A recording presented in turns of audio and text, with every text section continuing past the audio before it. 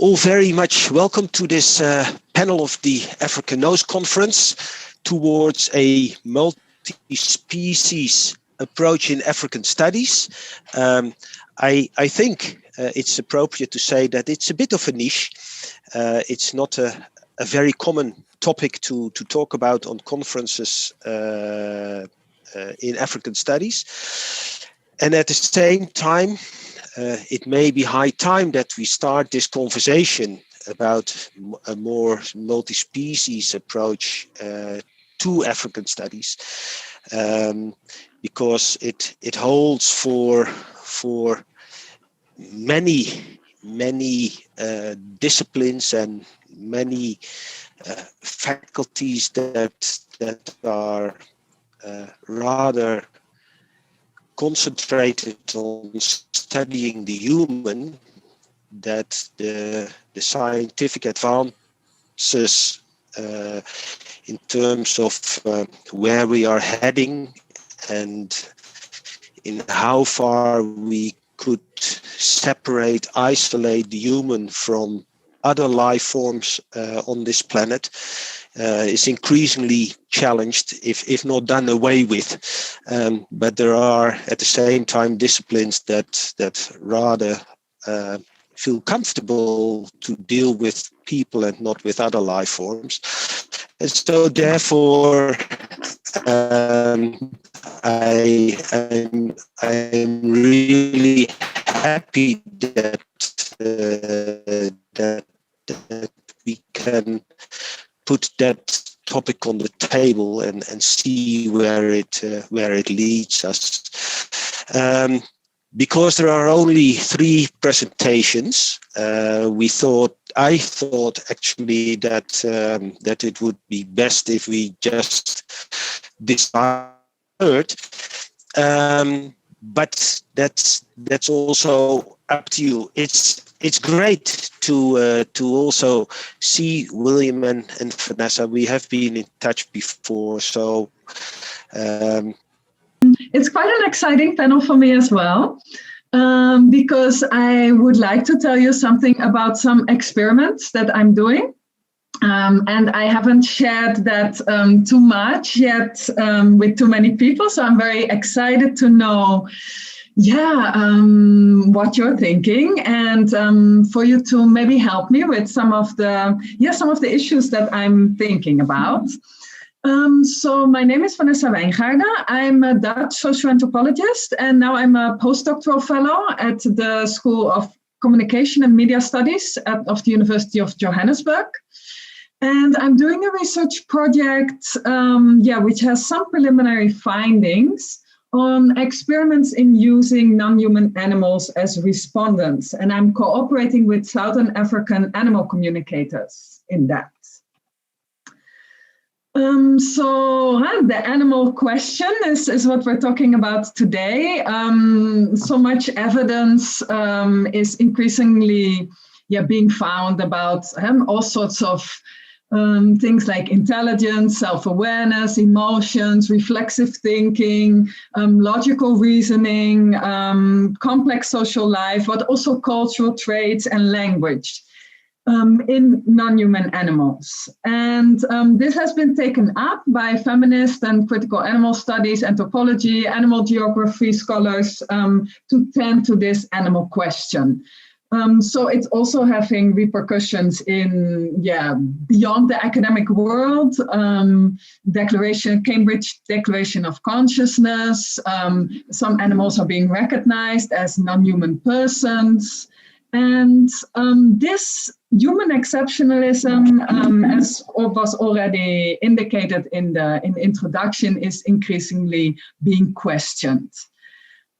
So this has led to calls to center other species also as co-subjects and beneficiaries of research, and to develop a trans-species episteme. So what I'm doing is that I'm working on the intersection between ethnographies of encounter and multi-species ethnography. And I'm doing methodological experiments using animal communicators as interpreters So this is like an empirical counterpart to some of the major theoretical discussions in the species turn, in the ontological turn, but also in some of the discussions that we're having about the decolonization of knowledge. So what are or who are animal communicators? Well, they have been visibly represented in North America, in Europe, in Asia, in Australia, in South America, and in South Africa since the 1970s. That is the animal communicators that there are records of. They've become recently more famous due to some South African individuals such as Anna Breitenbach, who worked in the film The Animal Communicator, but also Winter Waston and Linda Tucker have been gaining in exposure, so to say. Animal communicators generally feel that their capacities either developed spontaneously or they have learned them from other animal communicators. And often they've been working with other animal communicators, some indigenous persons, spiritual persons, but also by themselves, spending time in nature, to increase the connectedness. What they do is they specialize in communication with non-human animals, and they often execute this as a service for other humans. So their numbers all over the world are rising, and they often work as paid consultants or as volunteers, and they engage with domesticated as well as wild animals, either in the wild or in captivity. And what they mostly do is they assist in resolving conflicts between animals and humans and understanding problems with animals' behavior or animals' health. A 2018 survey of 93 animal communicators' websites shows that they come from a very wide range of educational backgrounds, up to PhD levels, and in fields from business to fine arts and psychology to homeopathy. So it's a very broad crowd. Although outsiders often characterize their abilities as a gift, the animal communicators themselves consistently teach that they engage in forms of interaction that are essentially accessible to all humans. Although scientific interest in the phenomenon of intuition is ongoing, in studies of human-animal communication, attention has almost exclusively been given to relatively crude pigeons that include verbal and physical signs. So what I've done in the first pilot phase of this study is I compared the communication strategies of animal communicators with the communication strategies that are used by successful quote-unquote whisperers, in my case, horse whisperers, people who are also successfully interacting with animals beyond what maybe most people think is possible. And I compared what they are doing with the animal communicators. I had some animal communicators from different backgrounds, some from the southern parts of Africa, South Africa and Zimbabwe, and some with an indigenous background, and some with more like a settler background. So one of the objectives of my research is also to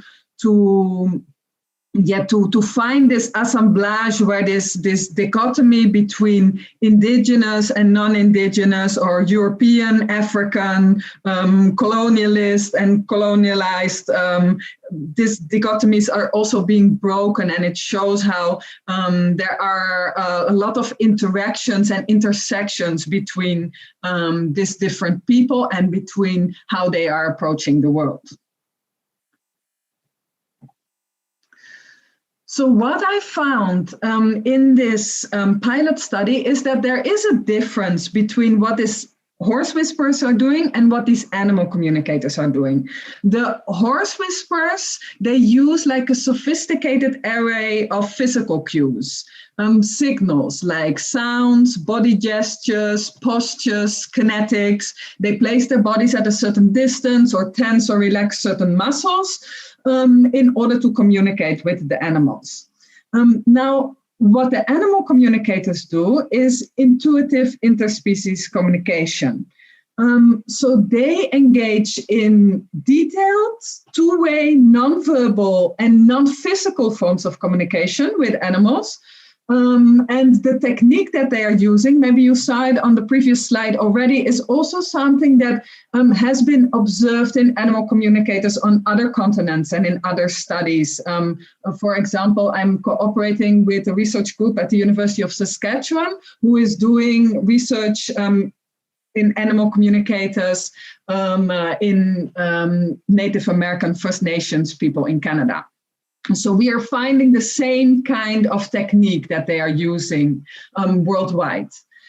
And this is a technique that involves the mutual, direct exchange of visceral feelings, emotions, mental impressions, thoughts, sensations in the body, smell, taste, sound, so multisensual, and also visuals that are being seen in the mind's eye. And these exchanges, they can occur between beings that are in direct physical proximity of each other, but also over large distances.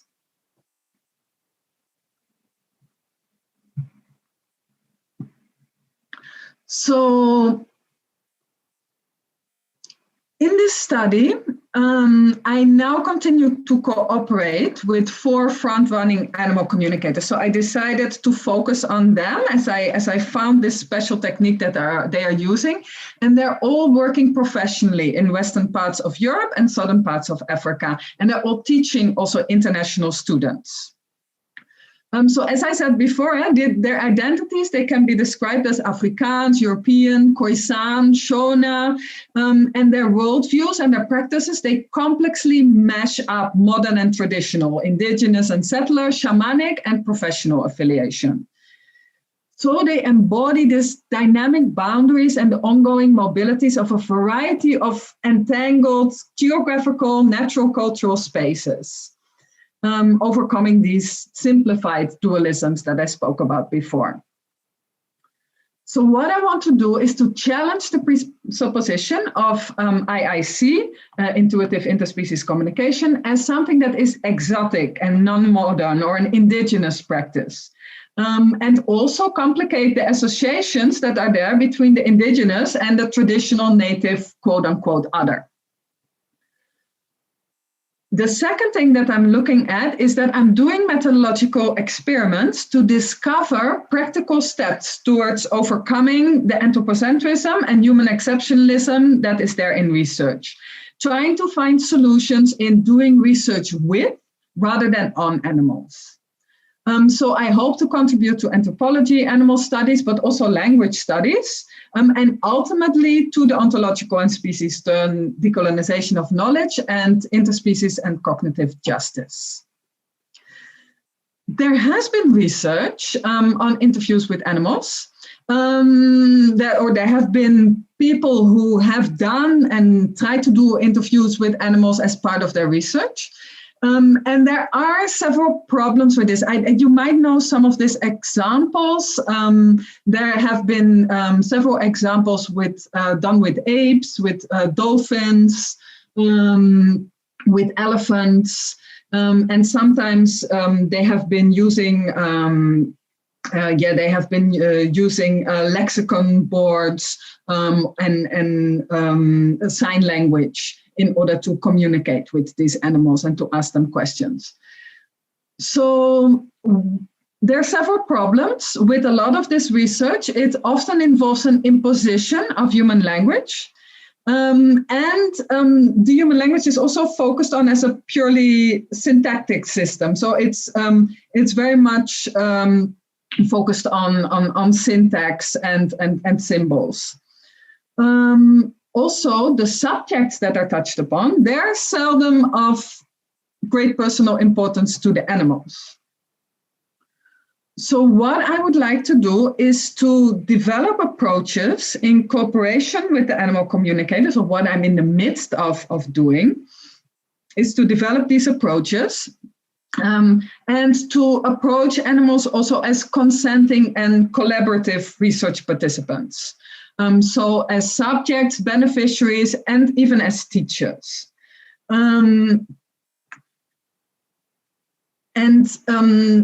To create a space that is a co-creative space of co-becoming, in the words of Haraway, where new knowledge can be born. Now, there are quite some theoretical issues. What I touched upon earlier, is language a semiotic system of signs, or is it embodied in the body? The dominant theoretical view at the moment is much more on the semiotic plane. There is implications for decolonization of knowledge and the overcoming of these Cartesian boundaries. But what I would like to focus on with you today is upon some of the methodological issues, which I like to share with you and to think together about them. So one of the challenges is how to observe animals directly. One of the big questions that I'm asking myself as an anthropologist who is also involved in participant observation and having been taking on the role of an apprentice with some of the shamans and animal communicators, I am thinking about how to place myself, and because there is if I'm focusing on the animal communicators and how they communicate, I'm still doing research on people. I'm still getting the entrance through, to a very well-practiced way of doing participant observation and to try to access this experience through other people. Engaging myself in intuitive interspecies communication is also a possibility, and is something that I'm thinking about also in terms of what the implications, the methodological implications would be. A second thing that I'm thinking about is, well, my idea was that it's possible to use, for example, mounted cameras to see the animal perspective. To have also their point of view, because I'm working with visuals already. We have been working with film and also recording the communications in order to be able to look for cues with the horse whisperers and also with the animal communicators. If there's some cues that can be heard or that can be seen that also play a role. But the problem with using audiovisual material is that it's, again, this focus that sort of denies the importance of feelings in the body, of smell, of what you can see in your mind's eye. So it's very, the epistemology of it is very much focused in a way that might not fit the research subject.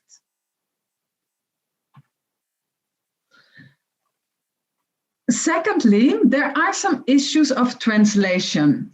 So partly these issues are parallel to the translation and interpretation issues that are common to research in multiple languages. I've been doing fieldwork before, and you sometimes work with an interpreter because you don't speak the language or don't speak the language well enough in order to feel secure in academic research with it.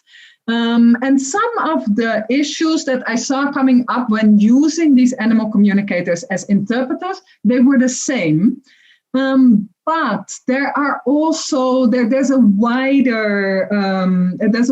wider issues going on, because instead of bridging only or almost only the realms between language and language, this is also bridging between the non-linguistic and the linguistic. So it means that other sensory impressions are being translated into words. And this might lead also to more interferences. Sometimes the animal communicators say, it's difficult to tune in to hear who is who. The same as maybe if you are in a noisy environment, it might be difficult to filter out one voice. And the second thing is that it's also more difficult to record this kind of interviews and retranslate them. So you can't have this retranslation that maybe you will be able to do with lingual interviews, that you're able to have a second translation. What I've been doing instead is that I've sometimes worked with two animal communicators simultaneously and then looked at what they are saying independent of each other. A third issue that the animal communicators also have brought up, because a lot of these issues and this non-lingual, lingual realm, and also this third issue, they're actually brought up by the animal communicators as well when we're doing the work, is that the information that they receive is often arriving more quickly than words can be written down or spoken. It's there in an instant. And this also has to do with this non-lingual realm in a way, because we all know that if you see a picture for a short second, the information that you receive and the time that you need to describe this picture can take much longer than this flash in which you've received all this information. So I want to illustrate this by some examples so that you also have a taste of some of the things that I've been finding.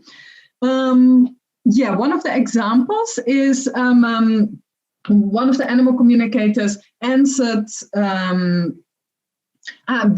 answered the question that we asked. We asked the question to the lion whether people are on the right path, and she translated it as follows. He's showing me these two, it feels like there are two paths and people are choosing one way or the other. He doesn't say which is, if it is right or wrong. I can just see this, it's almost like a column of ants walking and then separating, whatever that means. So this is how she's translating the question. And another animal communicator explains that sometimes it's more feeling, more an awareness that's beyond words. I feel sometimes we feel it's necessary to put something wordless into words. I might find a whole string of words to actually answer the question, but for the moment, the answer is no answer, no verbal answer. So here you see some of these, these problems of translation coming up.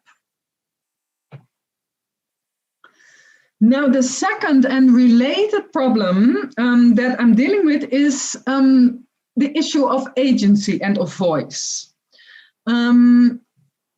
Often in many of the instances where we did interviews, the animal communicator and the animal did actually not have the same perspective. And it was quite distinct. It was clear, it was consistent. But there were a number of instances where the voices were blending and it was not so clear who says what. And this partly can be resolved by training the animal communicators to clearly indicate when they're offering their own voice or their own opinion. You also see this when you're working with in the field and you're working with an interpreter, just in human interviews, you see that you have to train them not to put their own voice into the answers that they are translating. So part of this can be solved. And it's also an issue that is more widely experienced.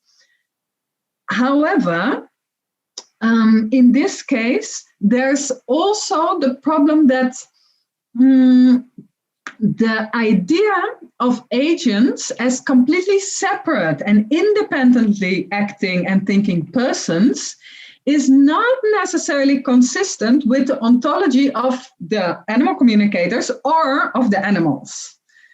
So this presupposition that we are all separate agents, which is common in science, is not always matching in every moment with how the animal communicators or the animals themselves see this. And I've had some primordial reflections upon these issues with the animal communicators, but it's also something that I'm still thinking about. So I have another example.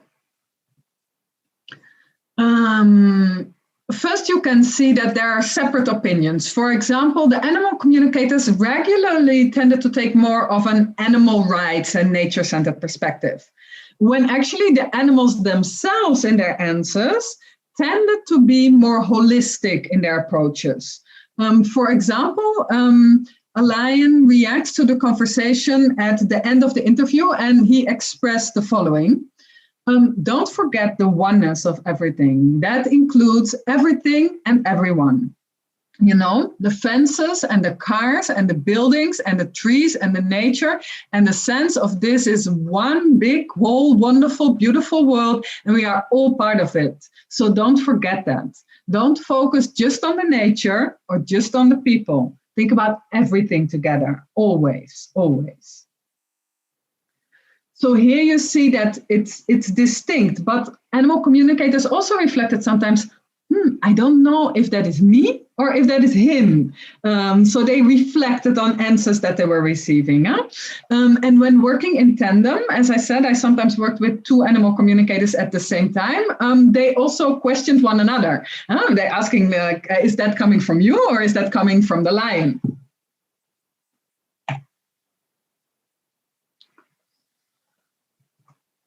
So my conclusion is a question. Are we coming to new insights? What would these new insights be? What are the potential for new insights in this? And the interesting thing is that I saw in the work that I've been doing that there was also a lot of new insights from the side of the animal communicators upon their own work and upon the animals. Sometimes they were very surprised and laughing and almost shocked by what the animals actually said in response to the questions that I asked. A small example, when being asked if he wishes to be considered or treated as a person, the lion responds, "We are already considered that. There's no other possibility." To which the animal communicator adds, "Which doesn't make sense to me because I know there's so many people in this world that doesn't think like that." So you see that her opinion is completely not matching the opinion of her interviewer, of the interviewee. Then another animal communicator who just translated an answer for a cat contemplates that she herself never thought of it quite like that before. But that is what she said. So it brings new ideas up also for the animal communicators. And some of them have decennia of professional experience, but one of them also expressed that before the experiments with interviewing non-human interviewees, she would not have thought that questions with such abstract philosophical foci could be adequately dealt with by animals, but that from her point of view, in fact, they were. So yeah, thank you so much for giving me the opportunity to give you a little bit of insight in what I'm doing, and I very much look forward to the other presentations and to the discussion. Thank you very much, Vanessa, and appropriate to come with a final slide with Anna Breitenbach on it. And a nice cheetah. So thank you very much for that. I think that we I recognized, by the way, so many things in your presentation, and I was when you were Greg Foster recently on Netflix, participant observation. I was thinking of the baboon research of Barbara Smuts. So I mean, a lot of things that I think I recognized in your presentation. Maybe it's appropriate to first give the floor to the audience, and forgive me that I'm not visible, but I think I have to shown my camera again because I can't do myself. Are there any questions from the audience for Vanessa?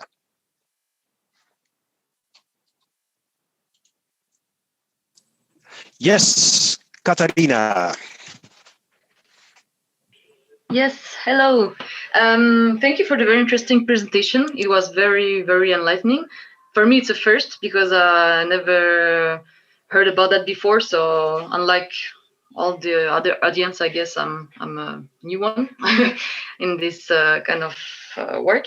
But I wanted to ask, because I'm not quite sure to understand, these animals that have been interviewed, if I can put it this way, or used for this communication, what kind of animals are they? Are they from the wild? Are they captured? Because that might also, I guess, change a bit the outcomes. Yeah, thank you so much. It's something I skipped over in trying to be concise. The animal communicators, they generally work with all sorts of animals, from wild animals to domestic animals.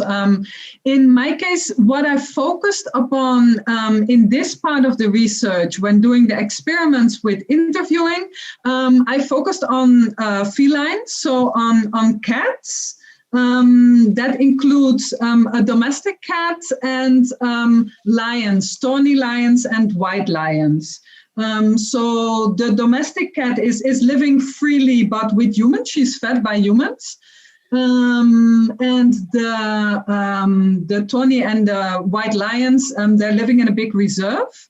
And one of the things that I also actually wanted to mention, but I didn't have time to mention it, is that we made sort of quote unquote appointments with them. We informed them that of the incentives that we had.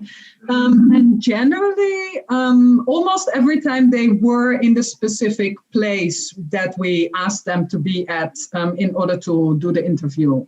And these wild, the wild lions are like, roaming an enormous area.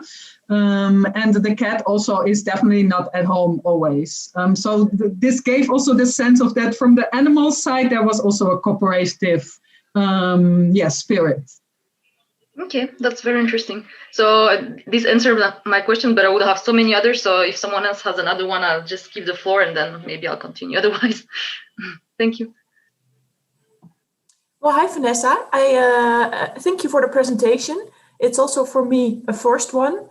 And extremely interesting to see what you've already discovered and so on. And I think, it also reminded me a little bit of one of the documentaries about Jane Goodall, especially in the first years that she really stayed in the jungle for a longer period of time and sort of tried to become part of a world that she wasn't familiar with, which is, I think, more in line with the animal communicators. And I was a little bit triggered by your comment on, okay, sometimes it's not entirely clear, also not for the animal communicators, if a question is being answered by themselves or by the animals. And I was just wondering, maybe I can imagine that you don't have an answer to it now, but I was wondering if it's a certain type of question that makes it more difficult for animal communicators to either get an answer from the animals, or if it's then a type of question whereby their own thoughts sort of get intertwined with what they hear from the animals. Yeah, it's very, and I like that it's a very interesting perspective on it to see also for which individuals, which kind of questions or which kind of surroundings or which type of animals are more difficult to tune into. I've understood it in the way they have been speaking with me as mostly a problem of tuning, because in order to hear the animals, the own mind has to become very, very quiet. So all of them, also in their own different ways, the shamans as well as the professionally working communicators, they generally do a meditative practice in order to quiet the mind. And if the mind is very chatty, it's more difficult to hear because these signals are so subtle and so soft. Yeah. Yeah. Very interesting.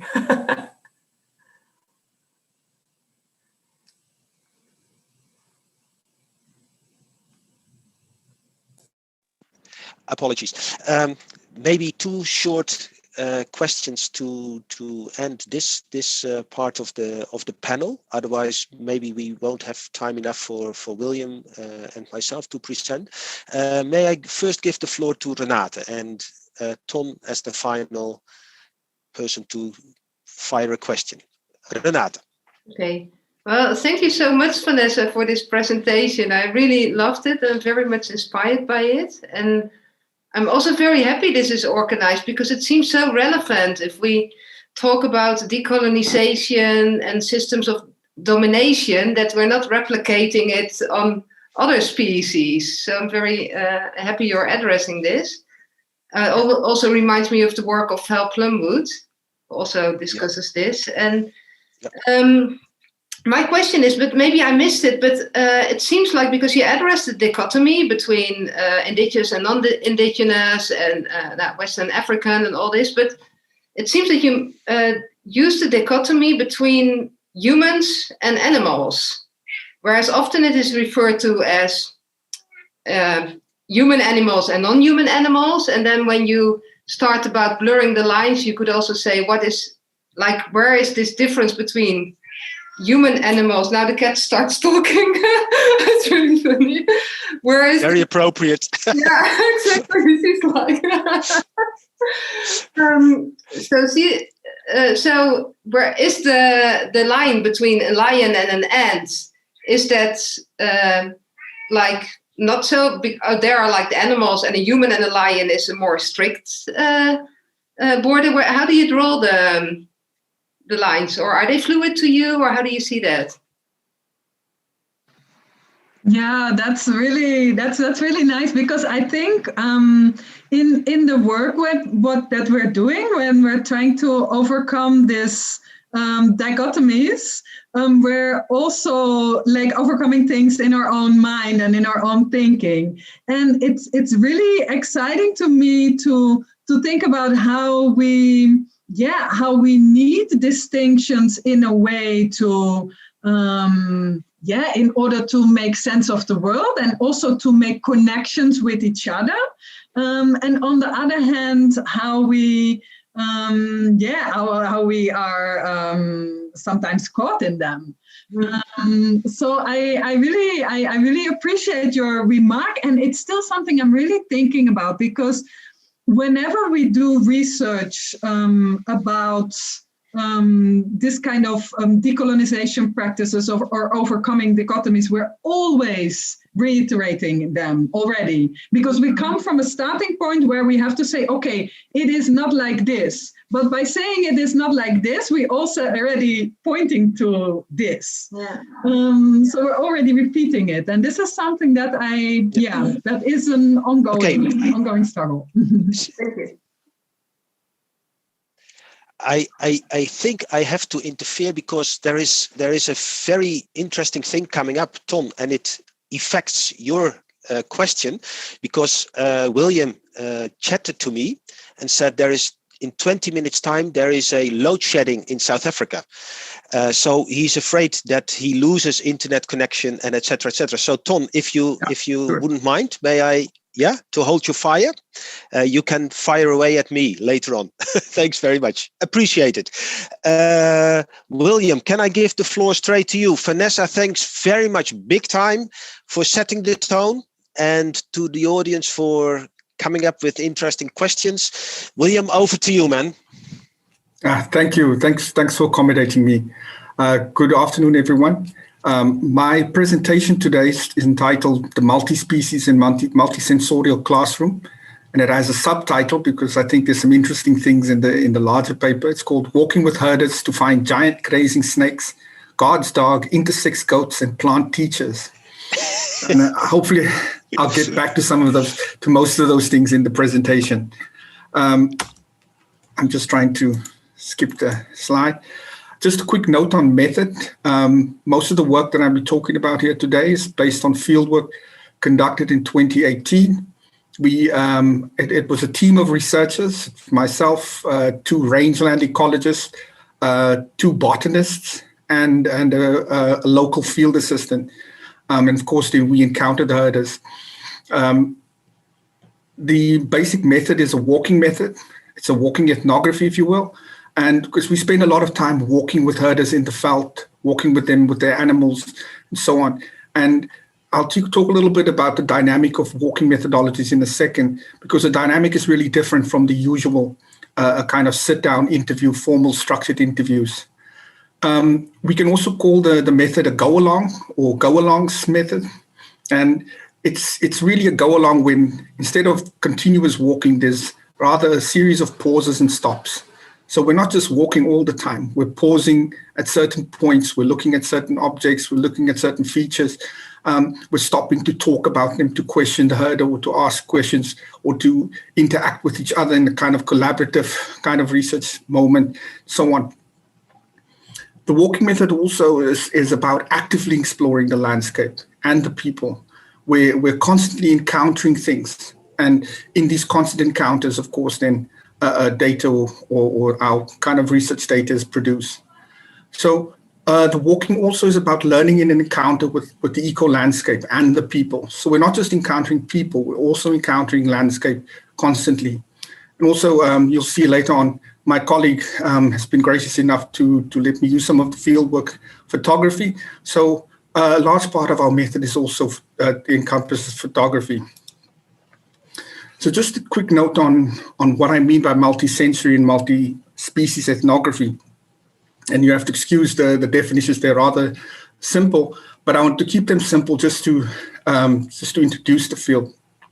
So our research, our ethnography is multisensory because the data that we encounter draws on all the senses to record the world we are researching. In other words, we're using visual, oral, olfactory, touch, and any other sensation that may come up. And all these kind of experiences, sensory experiences, are vital to the research encounter. What do I mean by multi-species ethnography? Well, in multi-species ethnography, I want to note and even foreground the role of other species in assemblages.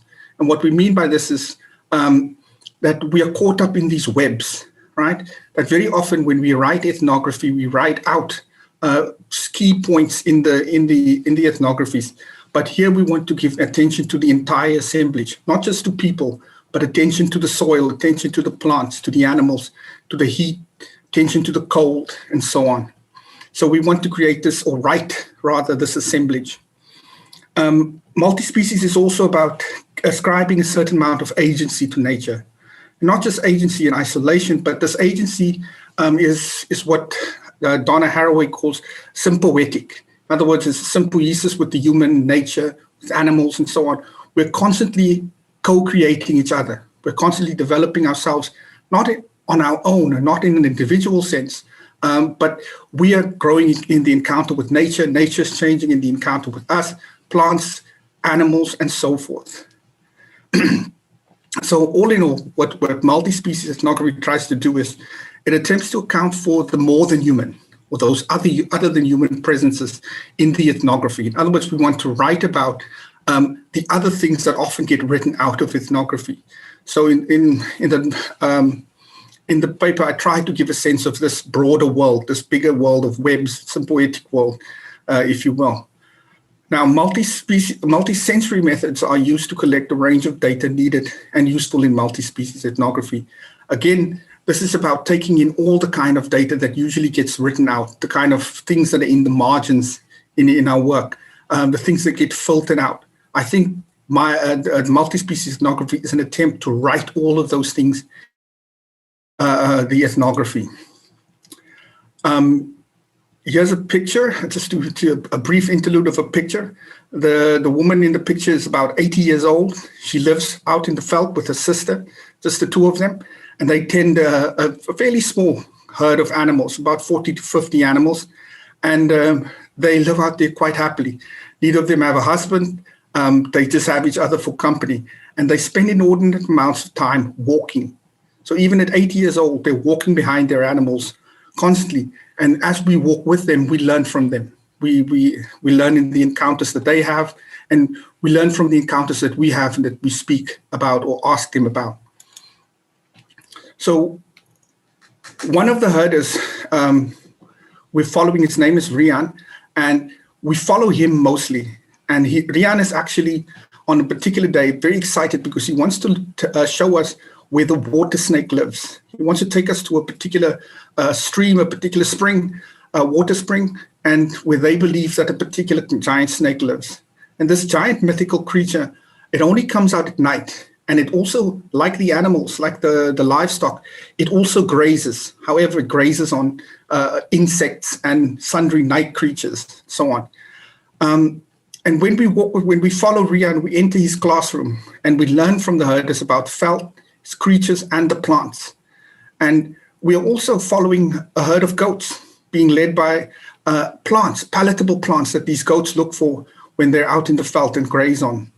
So walking behind these creatures, mythical snakes, goats, and plants, we enter a multi-species world of the herder. So the herder's world is not just one of his animals or one of himself and the people. It's actually a world that encompasses all these things, mythical things, real things, animals, plants, and so forth. And there's Rian, and there's us snaking behind him. We're on our way to go and find the living place of this mythical snake. Now, there's something about walking ethnography that makes it a particularly useful method in this case. If we look at what's being written about walking and walking methodology, we'll come to see that most authors actually argue that walking is a form of knowing. So how do we understand this, or how do we see this? Maybe one example will suffice. Often when I've interviewed people about plants, about the veld, about nature, in sit-down interviews, many of them say, I don't remember, I can't recall. And then the final response is often, if you can take me, if I could get out in the veld, if I could walk there, I would remember these things. So when they sit down, they don't know. But when we take them on walks, suddenly the knowledge flows. Suddenly all kinds of information and data appear during these walks. And so all in all, it seems that many people want to have a direct experience of the nature, of the place, of the plants, of the sand, the soil, the wind, the animals, so that they can recall.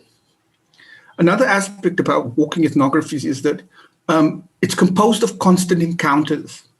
We're constantly meeting new things because we're mobile, because we're not stationary. New kind of points of new questions come up all the time. So we encounter a particular type of plant, and suddenly there's a range of questions around that. We pause there, talk about it, data is gathered, and we move on to encounter the next interesting thing or the next interesting feature of the landscape. So data is really being produced in this kind of very mobile way. And and this is the sort of the strong point of the walking ethnography for me. There's something else about the walking ethnography versus the sit-down interview. In walking ethnographies, the power of the interview shifts. In a sit-down interview, people are usually tied to place. There's a particular kind of aspect between the interview and interviewee, and the sit-down interview can be a very intimidating space. But in the walking interview, there's a lot more freedom. The person being interviewed or the person who's participating in the research can walk away. They can dictate the pace. They can disregard questions or even sidetrack the conversation, right? Or even just walk ahead quietly and ignore us. So the dynamic, the power dynamic is very important. The shift in the power dynamic is very important to know. On the other hand, when we are walking, there's not just one kind of walk taking place. Ourselves as research scientists, we walk with a particular set of aims in mind. We see the veld in a particular way. We have a particular mode of perceiving it. And there are particular things that we want to get from the walking encounter, so to speak. The herder has a different set of aims in mind. He's walking towards a particular point, maybe a water point, a particular stretch of veld, where he's driving the animals towards. And we often are busy walking our own walk, and we call him back, we disturb him in his walk, so on and so forth. So it really says that walking ethnography, or the walk that we're taking, is really about what aim we have in mind. And therefore, these different modes of perceiving result in different kinds of walks. The walking ethnography is also very useful because it's a joint learning space. We're both learning at the same time. The herd is learning from us, we're learning from him. And this collaborative learning or collaborative creation of knowledge or production of knowledge is vital to ethnography. Now I want to get into, just mention briefly 2 or 3 examples of the ethnography. Here we have a very colorful photograph of a man with his dog. And if you can see, the dog is lying in the shade of this man. When he came to sit down, the dog immediately took a place in the shade. Now, in many African cultures, the question of shading or being shaded means you're under the protection of God. So I sometimes read this photograph as somehow mirroring that relationship of God versus his beings, and us being shaded or in the protection of God. And this brings me to a story that I get told in the field while we're walking. While we're walking, the talk turns to predators. What kind of predators prey on the livestock and so forth. And as the most common predator in that area is the jackal, the talk turns to the jackal. And one of the field assistants actually says, you know what, the jackal is God's dog. And this kind of mirrors the protective relationship between herder and dog. So God protects the dog like the herder protects his dog. God gives his dog, the jackal, a share of whatever's available in the same way that a herder gives his domestic dog a share of what is available, so on. And they argue that, or they tell in the story that the jackal must be granted his share of meat, that even if a jackal kills one of your animals, you shouldn't hold too much enmity against the jackal. You should rather give the jackal or grant the jackal his share of the meat. They further say that if you hound the jackal too much, the jackal will constantly kill your animals and will decimate your herd. You will be killing them all the time and you will suffer great losses. Another part of the story, they say, well, actually, when a jackal kills an animal and you come across the carcass, the meat is very tasty. They in fact say the jackal kill results in a sweetened meat.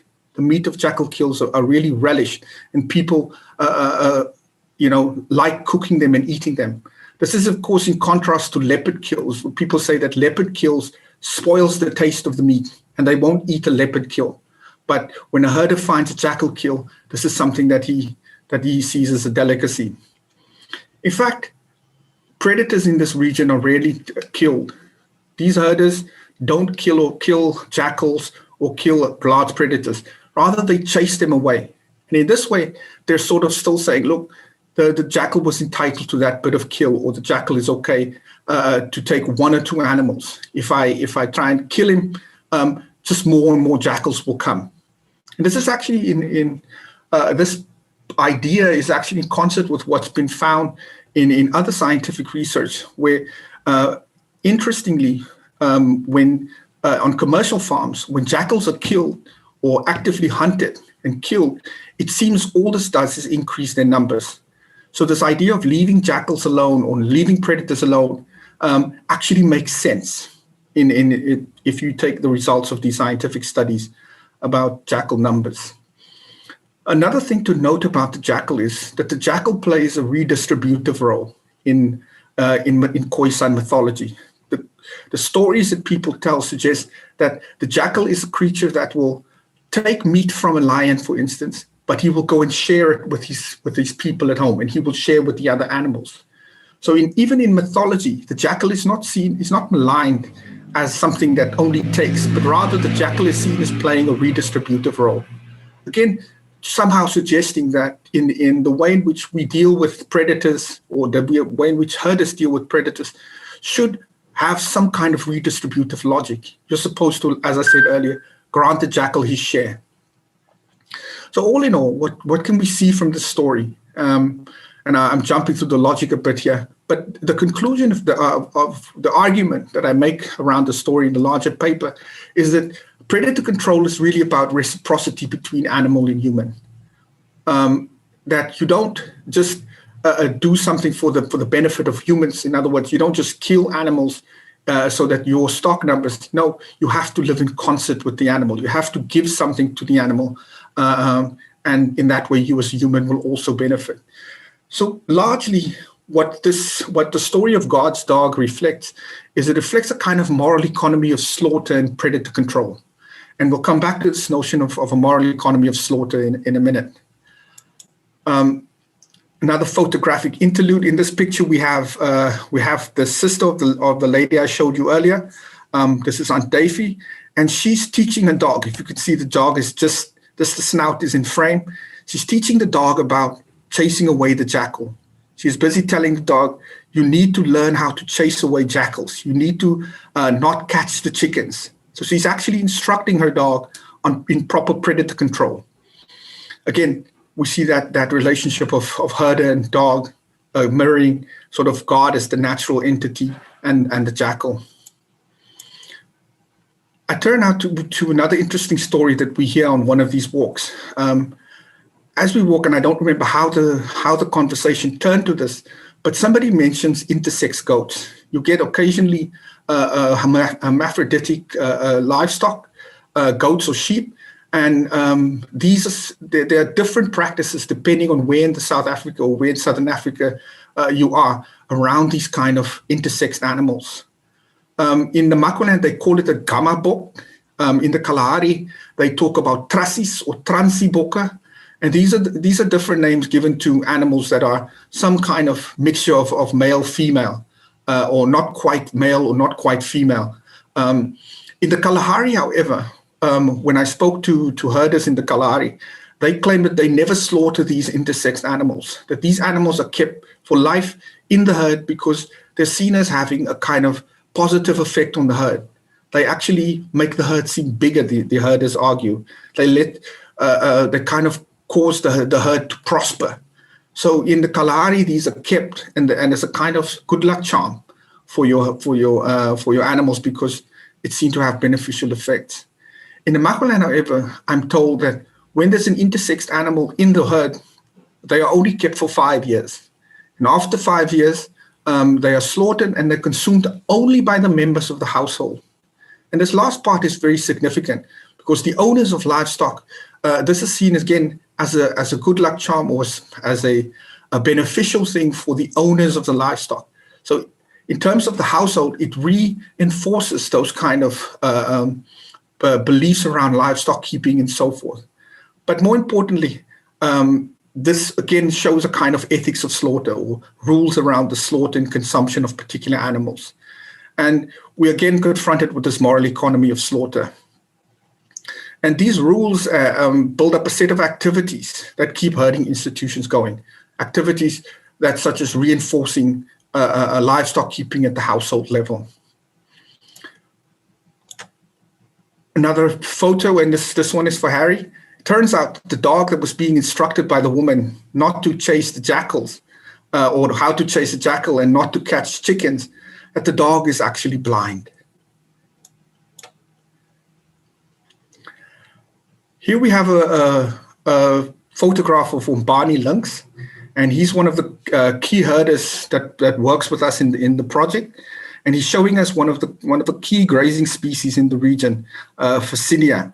And he's showing at what length and what parts of the plant the animals prefer. So the animals don't eat the plant all the way to the bottom; they only crop it, so to speak. And he's showing us how the animals or what length the animals does this. Umbani is very, very well versed in botany. He knows his plant species very well. He knows them in the vernacular. In other words, he most commonly addresses them as sort of by their local names. He's also well versed in which plants are toxic, which ones are useful medicinally, and which plants are palatable, which ones are low nutrition, and which ones have high nutritional density. So all in all, when we work with herders, we encounter what I call botanical bricoleurs. And to call people botanical bricoleurs, this term really comes up in our examination of herders as botanists, because what a lot of herders do is actually botany. They're if you will, and I don't really like this term, they're kind of barefoot botanists or ethnobotanists in the community. And they learn their botany from experience. In other words, by encountering plants for years and years in the field. They learn from us as scientists. They learn the names, the values of plants from scientists. They learn from animals. By watching animals, they learn which plants the animals prefer, which ones they relish, which ones they find unpalatable. They learn from each other. In fact, herders often meet up at particular water points and trade information, trade stories, trade information about weather, about plants, about what's growing where, about rain, and so forth. And then in these kind of encounters, they learn plant species from each other as well. They also learn a lot from agricultural extension workers. Just to mention a few things. One of the other kind of botanical bricoliers in the region is a woman by the name of Mariana. She works as a local field assistant to a botanist. In fact, she's been working with this botanist for the better part of 3 decades. And with this, through this work with the botanist, she has actually learned quite a bit about plants, and she knows the species and the kind of what do we call it, the phenology, the phytochemistry. She knows quite a bit about plants. It's something we'd assume that a student of botany would know. Become very very familiar with this. She's also learned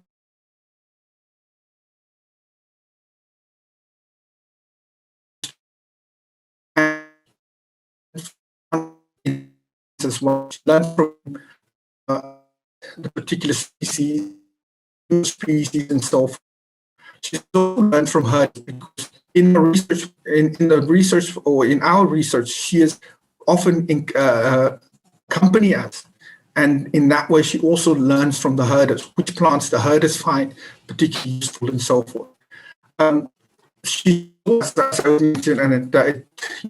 learns a lot from us when we encounter in the field, when we talk about plants and things like that. The plant collectors or learning from plant collectors is another aspect that serves that needs to be mentioned here. In the region, there are a lot of endangered succulent species that are very sought after by collectors. And she has worked with some of these collectors, and she also learns particular species, ornamental species, species that are found by collectors. This kind of encounter. William, can you hear me? I can hear you. William, can you hear me? Because it seems that your load shedding has kicked in and is muddling your voice.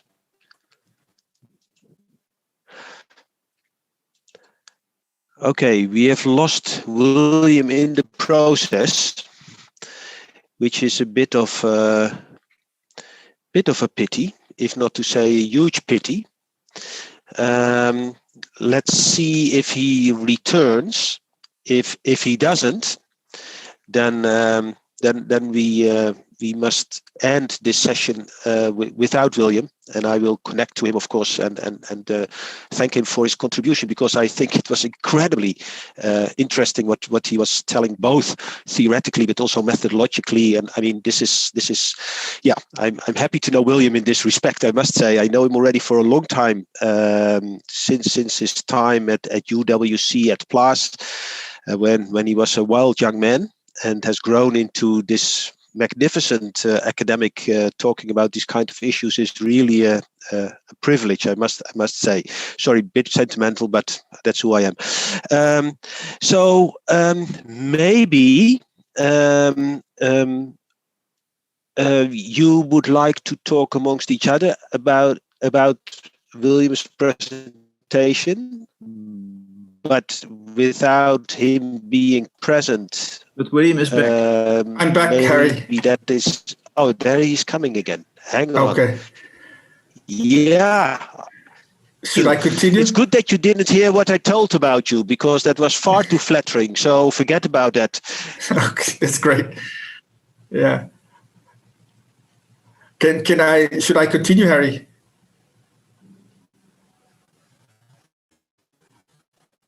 Okay.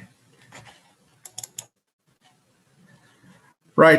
Sorry, I'm not exactly sure where I left off, and I'll try and move through it a little quicker. So I think I was saying something about where Mariana, but suffice to say, she's very, very adept at her or in her botany.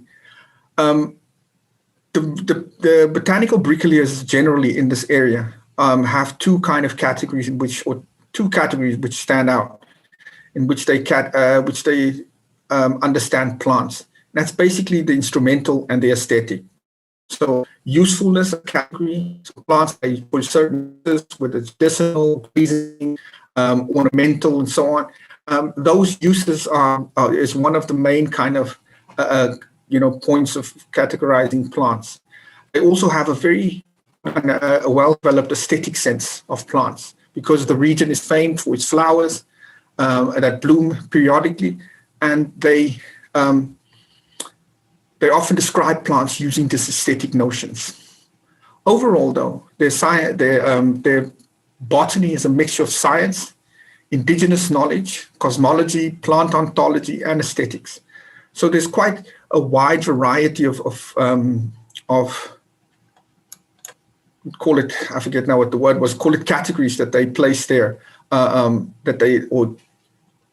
a wide variety of factors that they use in order to categorize plants. Overall, their botany is not what I would call indigenous knowledge. In fact, the indigenous knowledge and all these other categories are captured together in what we call a notion of what we call endogenous practice. In other words, it's not just indigenous, but it encompasses indigenous science and all other systems that they encounter. They made this kind of practice, so they've the botany. In other words, this is not a botany that's either science or indigenous knowledge. It's in fact everything. Overall, they develop what I call a kind of vegetal literacy. Sorry, I just need to fix something. There we go. Yeah, I'm going to try and move on. I'm nearly done. Overall, the botany encompasses what I call vegetal literacies. In other words, these vegetal literacies means that they are adept at things like taxonomy, phenology, which is about how things grow in particular seasons or month to month or particular times of the year, particular kinds of weather. They also have a semiotic read. In other words, they read the felt as a text. They read the plants that are there as a text. They can tell stories with plants, right? They can tell stories in relation to plants with each other, plants to animals, plants to humans, and so forth. Their knowledge or their vegetal literacy is also in place. It's very much caught up in the locale, in the area that they live in the biome, in the particular, whether it's mountainous area, whether it's wetland, or whether it's a lowland area, whether it's a grassy area or area covered with bush and so on. But so their vegetal literacy is caught up in place. When they refer to plants, they always refer to place or particular type of place, so on. It's also do this in conjunction with each other, in conjunction with us as researchers. They do it in conjunction with farmers and so forth.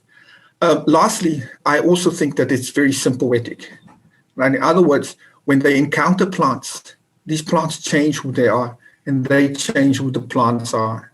They are constantly adapting to each other. And even the encounter that we have with plants is significant for them. There I have another picture of us, me and some students walking through the veld, again, with somebody who's in their late 70s, still to outwalk us and show us all these things on very long treks through the veld.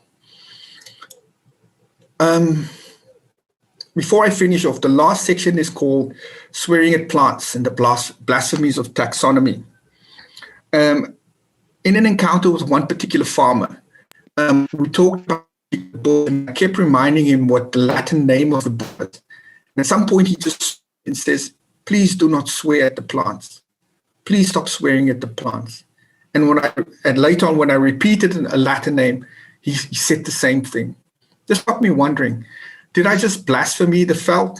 And is my taxonomy or my preference for Latin names somewhat offensive to him?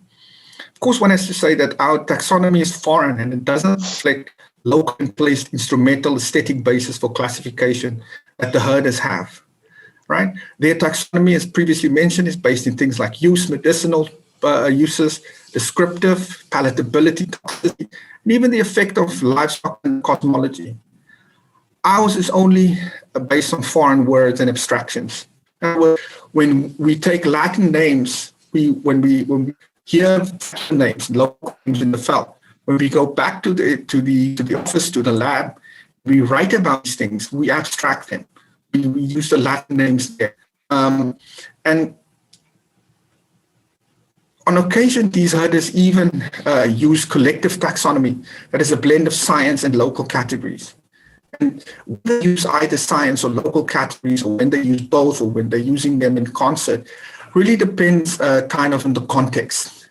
When they're doing research with us, they will use both the scientific and the local name, or they will want to know what the scientific name is. They would want to learn the species name and so forth. Sorry. All in all, what I'm being reminded of by being asked not to swear at plants is that there's a different logic in vernacular names, and it's context dependent. And that when I come to the field and I speak to them about their plants in their place, but the uses of those plants in that particular place, or the categorization of the plant in that particular place, I should use local names and not swear at plants. So just some broad conclusions. I want to just go back to the beginning and say, walking is knowing, and that we are in constant contact with an environment that triggers memory and knowledge production when we walk. In walking, the minutiae of the field work is encountered. Those particular details, every little stick, every bit of heat, every breath taken, every patch of sand, every patch of flowers or grass. These are all key moments in the multi-species ethnography. So every stick and stone plant feeds into this ethnography. And overall, what we develop, or we try to develop, is a semiotic and symbiotic read of the items of field work. And this places us in the locus and context of what we call vernacular and knowledge. And the final, I would like to thank and acknowledge the others and the plant practitioners that collaborated with us. They are really the co-producers of this knowledge. William, thank you very much for a lovely presentation. Even if it was interrupted at some stage, you picked it up very nicely. So thank you very much for that. May I give the floor to anyone who would like to ask William a question? Tom, do you have something that you would rather ask earlier already, and we can redirect towards William? Yeah, sure. Because my question is partly strategic, I would say. As we've had many discussions already about this panel and why to include it. This conference as a whole straddles boundaries and tries to be as open as possible. Now, the big problem is with things like this is that most of these very pioneering studies come from certain circles that are not being taken very as normal science, so to say, by the real scientists. And so there's a lot of keeping out, a lot of tendency to not accept this and to not being able to discuss this in an open way. In forestry, I think 4 years ago, there was a certain Peter Wolleben, a German, who really succeeded to shock the forestry community by his book about how plants communicate and how trees communicate. And maybe you know the book, otherwise I'll give you the reference. He succeeded to really create a debate among foresters and go beyond the niche where he was working. Now, a question to both William and to Vanessa, and probably also, Harry, to yourself, is how can you enable this type of debate to also become a normal debate, or at least an open debate in circles of veterinary sciences, animal sciences, botanists, biologists? So go beyond this niche anthropology and create much more, say, almost transdisciplinary openness in this debate.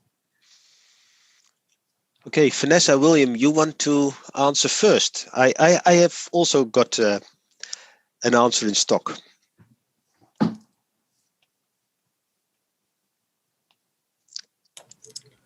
Yeah, I don't have an answer to the actual question. If I wish I knew, because I mean that will make it so much easier. I've taken to telling my graduate students, say, look, leave the crazy stuff to me. You write a more ordinary PhD, and leave the outlandish things to me, because I can defend them. One way that I have thought of introducing this is to say to my audience that multi-species ethnography is a speculative inquiry. It's asking, what if we take seriously these ideas? Mm-hmm. What if we entertain just for a second? Right? You say that at the beginning, and by the time you're halfway through the presentation, people start becoming convinced. So I'm hoping that's what happens. But so we, I know to counter this tendency in science to dismiss what we write, I try and put this disclaimer in and subtly draw them into the analysis. Some people still struggle with the notion of, say, that there's agency in plants. So how can you attribute agency to plant? But once we start, writing the ethnography, and this is the other thing that I've said to students, that if you're going to want to argue these difficult points, you have to have a very, very rich ethnography. Because to do these multi-species ethnographies, these things in the ontological turn, you need really detailed attention to so many different things that we don't really see in anthropology as such. I don't know if that's an answer, but yeah, my disclaimer. And I have seen the Peter von Lippen book. Yes. Yeah, you have seen it. Yeah. Yes. No, okay, thanks, William. Vanessa, please. Yes. Very happy about this question, and also to hear your input.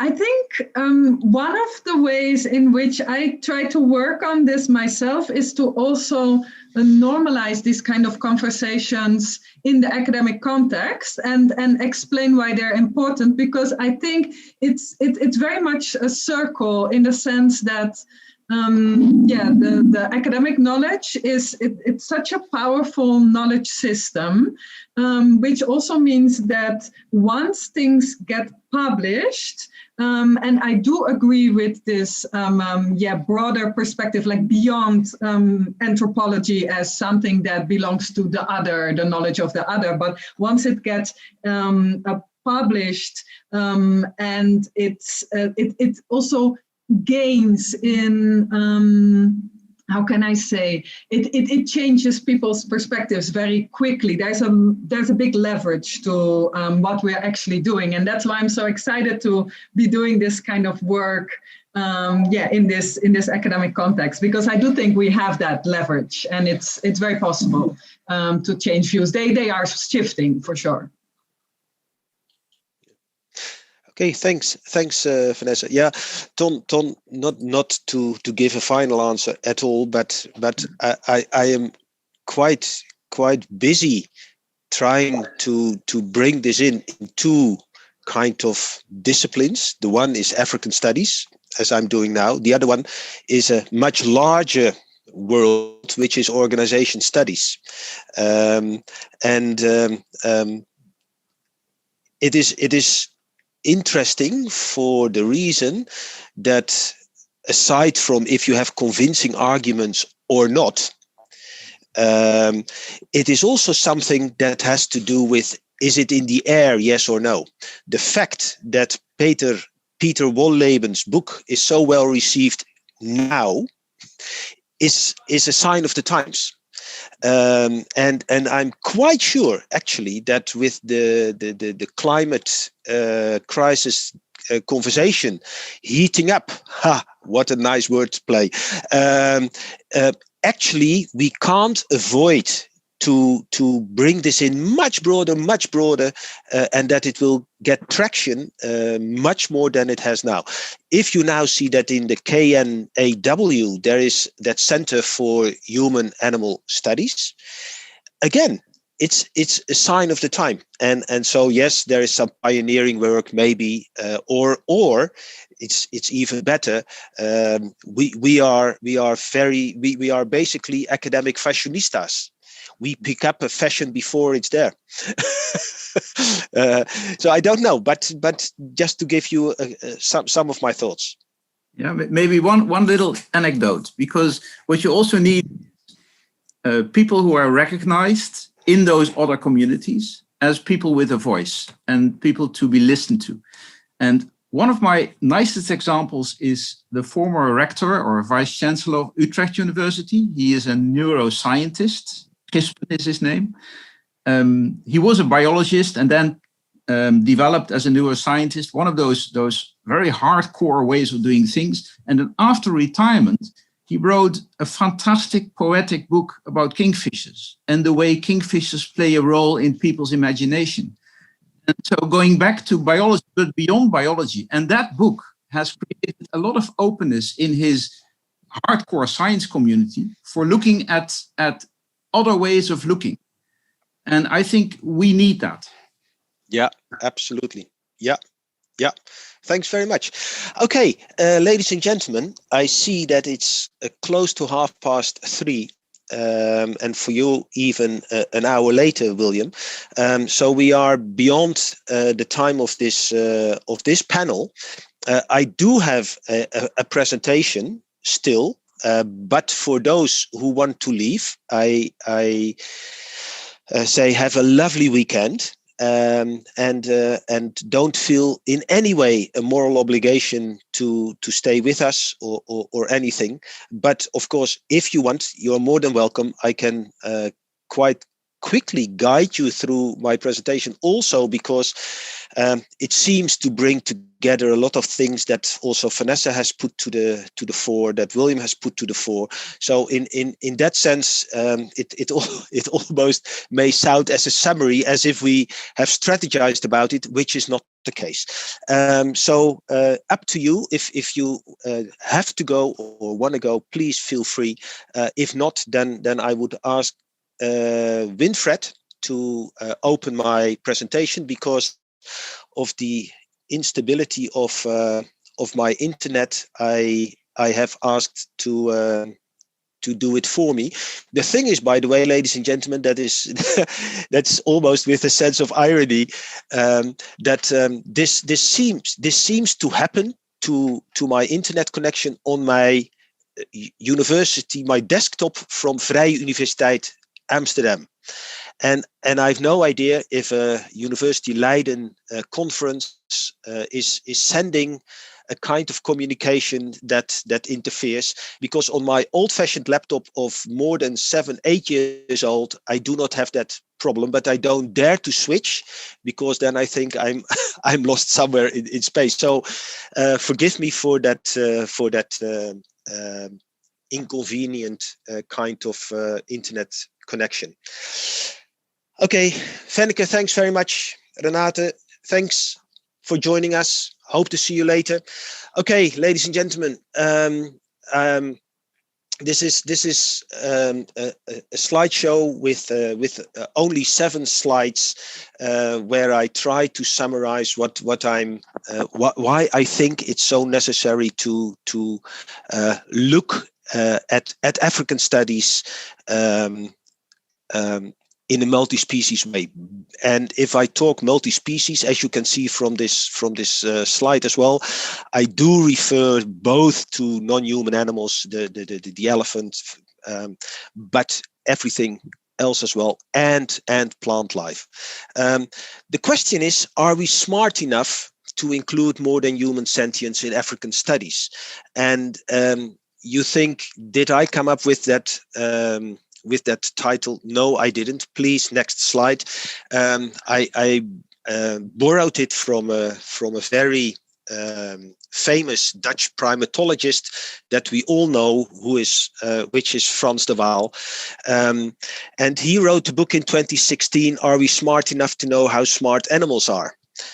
Because if we talk let's say, trying to do away with the distinction between animals and people, I think Frans de Waal has been very instrumental, both with his academic work, but certainly also with a lot of his far more popular books that he produced over the years, and where he turned to issues like animals and language, animals and morality, and I mean, it is remarkable what kind of pioneering work he has done. And this one is also, of course, a bit of testing the water. Are we smart enough to know how smart animals are? I can give away the answer.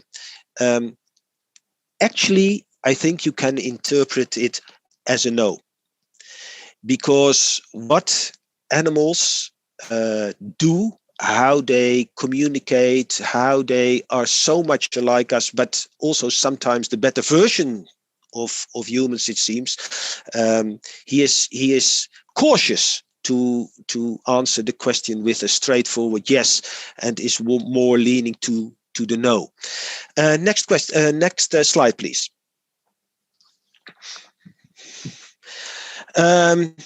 Of course, the question is, are we smart enough? And that is one of the things about Frans de Waal, who is a very much international acknowledged academic, and he has traveled the world far and wide, and that's all true. But at the same time, if you read his work, there is a certain ethnocentrism in his work that focuses very much on may I say, the West. And I won't go now into conceptual stuff, what is the West and what is not. But if he refers to the West and the we, then he usually refers to the West, and maybe even more specifically to Western academia. Because that is one of the things that he always argues as well. He says, like, in academia, we make this crazy distinction between humans and animals, while all people around us who are not in academia recognize their animals for what they are. They can communicate, they can understand what they try to tell them. They all the things that I try to argue for with academic language is something that people outside academia know already for a fact. So the we is not only Western, but also very academic, and he blames it on a range of people who have written and who have defended and actually put all the weight of academia to it, that humans and animals are of a different kind. And so that there is this binary opposition between us humans and them animals. Taking one little, in my talking about it, one little animal, the human, and put it opposite that whole range of other animals, ranging indeed, like in the question, from the ant to the lion to the whale to the bacteria, whatever, and that is all animal. And then there's one tiny eccentric species that is different from all of them, no matter that we talk about evolutionary continuity, no matter that is very specific on top of all things, and that's the human. So the we that Frans refers to is usually the Western world, but also very often academia. While at the same time, the more popular notions of animal life, of plant life, and how we are connected or not is often far more inclusive than we are used to talk about it or write about it in academia. And so I looked for a nice picture to kind of symbolize that in art, and I hope you see that this connection where there's fish, there's birds, there's humans, there's mammals, there is connection, there is a wholeness to it that we are talking about. Next slide, please.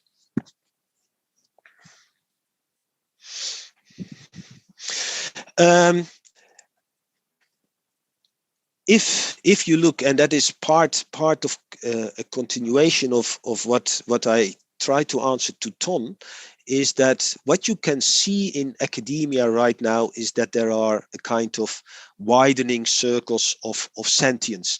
Vanessa, you referred to the Cambridge Declaration, but since 2012, a lot more has been put on the table already, and it's not only sentience in animals anymore, but it's now also going in the direction of sentience in plants. I couldn't resist myself. It's my favorite flower, this passion flower. That's why I put it up.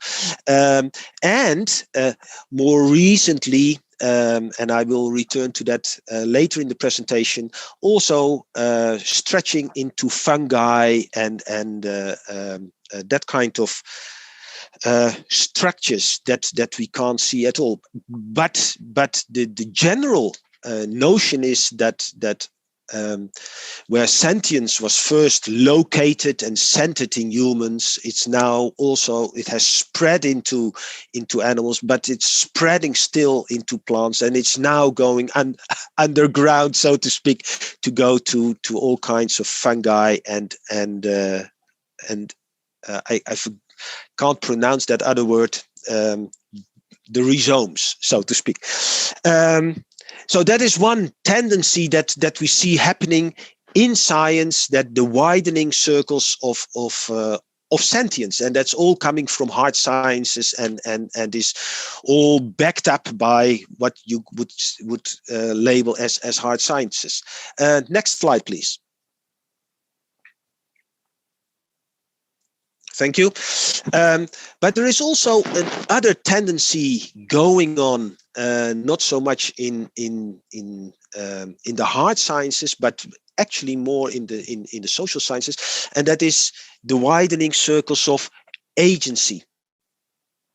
And that is a development that I think is most prominently brought to the fore by philosopher, social scientist Bruno Latour, who got the Spinoza Lens Prize for it last year, who is an ardent fan of the Parliament of Things, and who advocates for that our idea that agency is limited to people is probably to be challenged, but also recognizing agency in humans and animals is not enough. Even agency in plants and agency in fungi, and actually agency in non-living entities as well. Therefore, the Parliament of Things. He argues, for instance, if you walk through a landscape and there is a river running through, then that river has agency because it forces you to walk around to see if there is a place in that river where you can wade through and go to the other side. And since Lovelock, we know that to make that other binary distinction with which many of us have grown up, that there is an inanimate world and an animate world, is actually not a binary distinction either. Actually, the whole idea behind Gaia is that the inanimate world is controlled by the animate world, and that if we would leave it to chemistry as if something that is outside the living, then we would never be able to live even on this planet, because the balance in terms of oxygen would not be sufficient to make life possible. Next to that debate in science, in academia, about widening circles of sentience, I think there's also a broadening of mind, and there are widening circles of ascribing agency to many more things than only only humans. Next slide, please.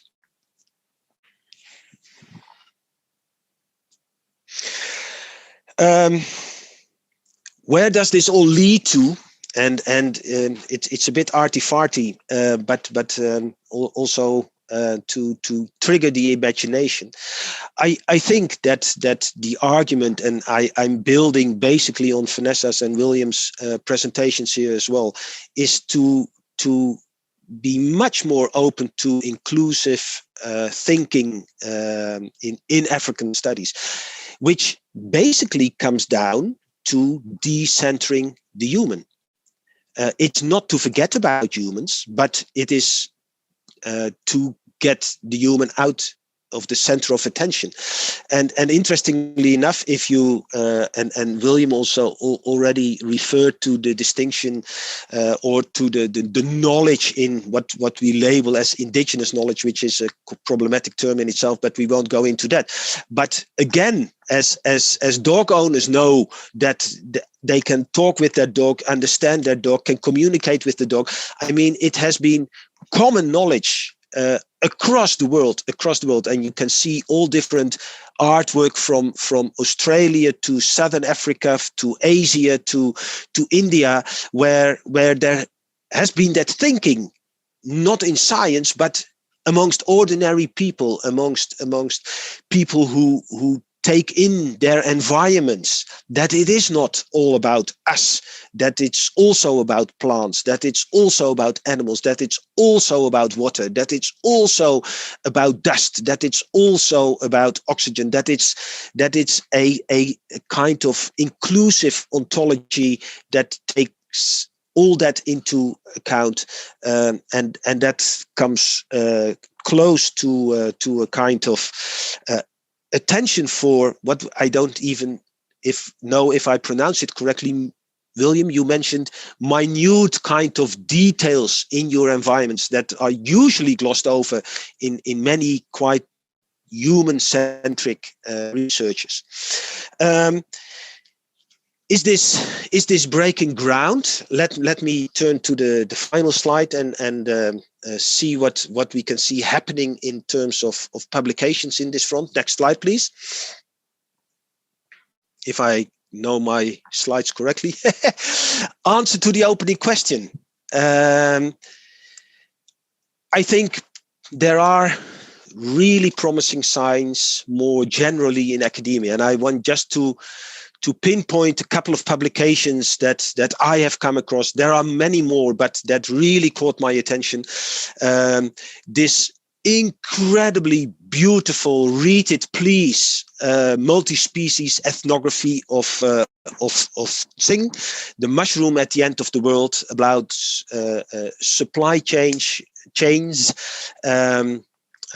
around a mushroom that only develops in ruined landscapes, which he reflects upon in many beautiful ways, but also the work of Professor Kimmerer in braiding sweetgrass, where she really tries to connect indigenous knowledge about plants and scientific knowledge, because she is a botanist by training, but she's also Native American, and tries to bring these together and to show that it's not a binary opposition, but that it's telling stories that can be combined.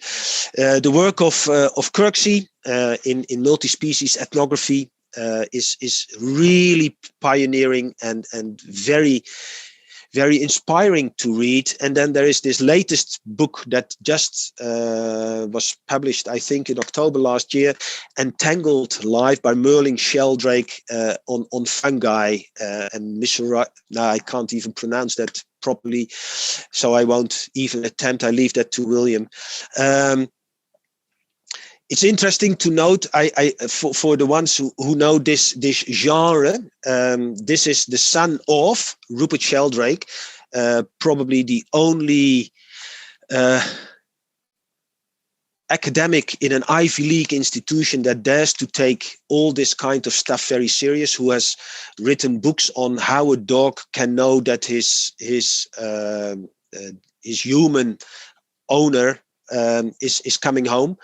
It's not because he can read the clock, not because he can hear it more acutely than we do, but that there is more to it than science maybe suspects so far. And his son has written this beautiful book on fungi. Worthwhile read, opened my eyes.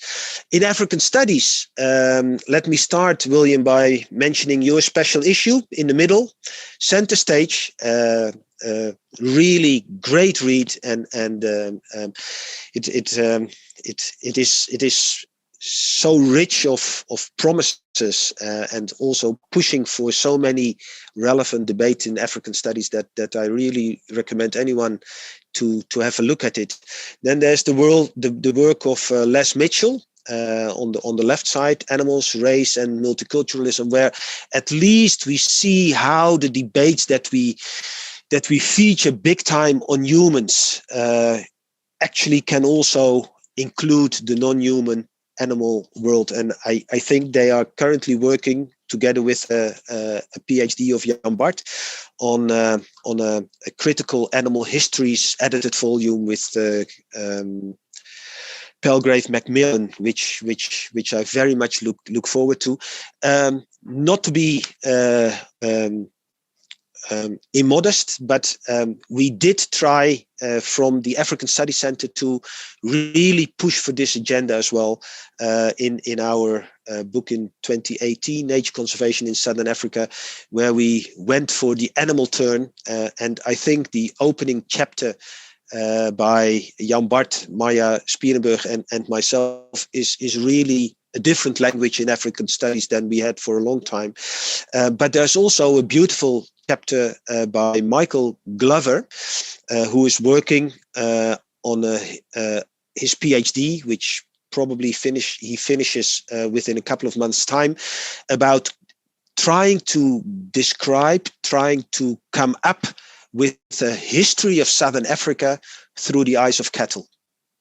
An incredibly daring project, but also bringing to the fore many of the issues that we have brought forward in these three presentations, and actually also pioneering very daring project, because believe me, human-centeredness is not something that is unique to the social sciences, nor African studies, nor humanities. We see it all over the place, and to bring in messages like this is hopefully opening up debates that will bring us closer to a more inclusive approach, not only in African studies but in the sciences in general. May I leave it at that? Thank you very much for your attention. Yes, I read what Katerina is writing. In this matter, our Western perspective could be challenged by a lot by African knowledge, for instance, through a focus on Ubuntu philosophy, focusing on a communitarian idea of life when opposed to the individual. Yes, very much so. Basically, that is also what I think, if I interpret you right, William, basically what you also say, not so much African per se, but at least to take serious the kind of knowledge that is produced in local contexts, where a Latin name for a plant is considered swearing, and for good reasons, because Linnaeus was also not very clear about his taxonomy, and was also based on all kinds of biases that we now do not challenge anymore, but are basically still necessary to make. Any questions? If not, I have a question and some comments, if I may. Yes, please. Sorry to jump in, Harry. No, please. So I want to return to something that Tone asked, and that's when I saw the text on animal race and I forget what the rest of the title is. Yeah. So one of the ways in which we can get these issues on the agenda, if you will, one of the ways we can get people to pay attention is to show that they are linked. They're not in isolation. So we're not just talking about animals and plants for the sake of animals and plants, but these also have, or there are readings we can do that very pertinent human issues such as race. That, you know, reading is not just something that we come up in relation to humans. The entire paradigm of race, part of it is studies of, say, for instance, dogs and race in dogs or something like that. So, and you know, there's the understanding of, say, sex in plants and how this influences how we understand these kind of concepts. So it's in one hand an issue of tying it to these very, very provocative concepts, if you will, concepts such as race, settler colonialism, decolonization, and so forth. Because I've often thought that, you know, studying plants was a cop-out because I didn't want to talk about race. I didn't want to talk about colonialism. But there's no escaping it. You talk about plants, you have to talk about race, you have to talk about colonialism. So it's one way of getting on the agenda. They just, maybe to respond to talk again, you know, one of the ways I try to get this on the agenda is by actively recruiting students from the pure sciences. So at the moment, I'm supervising a plant physiologist who's doing an MA in anthropology. I'm also supervising an animal production specialist who's doing an MA in development studies. So by drawing in, and you know, there are a lot of, you know, range of people who want to come to anthropology because they find the things we're saying very interesting. And they're finding relevance. Natasha Myers wrote an essay where she actually looked at scientists and how these intuitive things that they felt were ignored. They felt that they couldn't say the things that they really thought about plants or about animals because they would be pushed out of the academy. They would be thought of as not on. I'm going to leave it like that. Thanks. Yeah. Okay. Any final questions, remarks, comments, suggestions, please, because to be honest, I have a next Zoom at 4. This is the normal day these days. Anyone with a final famous last words of this panel? Well, I don't know if there's going to be famous last words, but thank you very much for organizing. And also, Tom Dietz, I've seen you everywhere. In every panel where I've been, he is there. So it has been really wonderful. And I really appreciate it. Maybe one of the things that I thought about is that sometimes we're still trying to include other knowledges when I'm trying to look at a really pluralistic system where this sort of things don't have to be transformed in order to be included in our academic world. And I really love the broadness of what we have done also in this conference, and to meet you. Also William, thank you so much. It was really wonderful. I have lots of things I'd like to talk to you about. Hopefully one day that will come. We will no doubt continue the conversation, Vanessa. Don't worry about that. Ton, I also wanted to thank you for your presence. Really, really very appreciated.